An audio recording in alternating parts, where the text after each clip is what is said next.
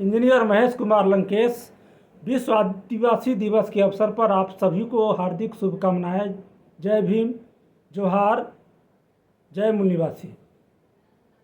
आज विश्व आदिवासी दिवस भारत में मनाई जा रही है, लेकिन पूरे दुनिया में इसे इंडिजीनियस डे के नाम से जाना जाता है।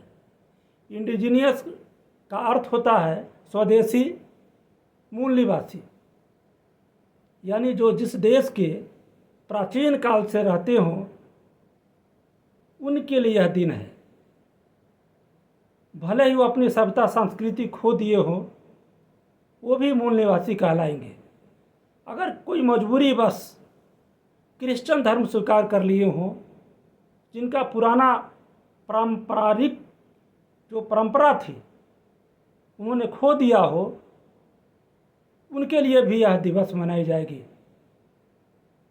भारत में जो आदिवासी क्रिश्चियन बन गए हैं, जो मुसलमान बन गए हैं, और अगर हम प्राचीन काल में जाए तो जो भी अनुसूचित जाति के लोग हैं, ओबीसी के लोग हैं, सभी मूल निवासी हैं।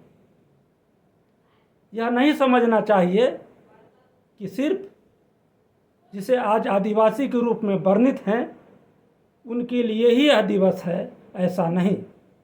यह मूल निवासी दिवस समस्त मूल निवासियों के लिए है, SC ST OBC के लिए है, जो इस देश के मूल निवासी हैं। दूसरी चीज़ कि आज भारत में एक त्यौहार मनाई जाती है, अब मनाई जा रही है, वह है रक्षाबंधन का त्यौहार। रक्षाबंधन में एक बहन भाई को रक्षा सूत्र बांधती है। वह उससे उम्मीद करती है, कामना करती है कि ये भाई हमें रक्षा करेंगे। यानी बहन अपने को असुरक्षित महसूस करती है और वह कामना करती है। शास्त्रों में, महाभारत में ऐसा जिक्र है कि श्री कृष्ण को द्रौपदी ने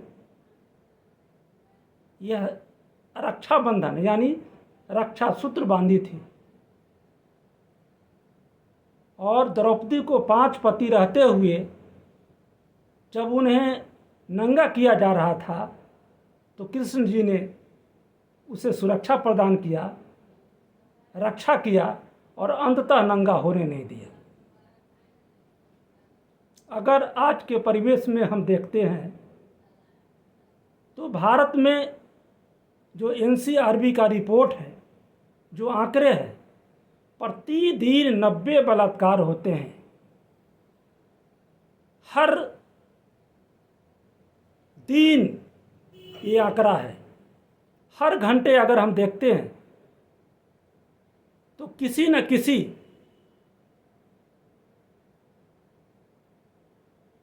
जगह पर किसी न किसी बहन के साथ बलात्कार 4 की संख्या में हो रही है। क्या कोई भाई जीवित नहीं है? क्या वो बहन रक्षा सूत्र नहीं बांधती है? हमें तो मानना है कि वे सारे के सारे जो भाई हैं, जिनके रहते हुए बहनों की बलात्कार हो रही है, हत्या हो रही है, वो हिजरे के अलावे कुछ नहीं कर जा सकते। मैं उन बहनों को तो अनुरोध करता हूँ कि अपने भाई को तलवार देनी चाहिए ताकि उनको मनोबल बढ़े। दरअसल में ये जो रक्षा सूत्र का जो कहानी है, यह कहानी भारत के मूल निवासियों को गुलाम बनाने की कहानी है। राजा बलि बहुत बड़े राजा थे। कहा जाता है कि तीनों लोक के मालिक थे। तीनों लोक का मतलब सुखी संपन्न थे। विष्णु ने बौना का रूप धारण किया और ब्राह्मण का भेष बनाकर राजा बलि के पास जाके भीख मांगने गया और कहा कि मुझे कुछ चाहिए। और इस छल प्रपंच से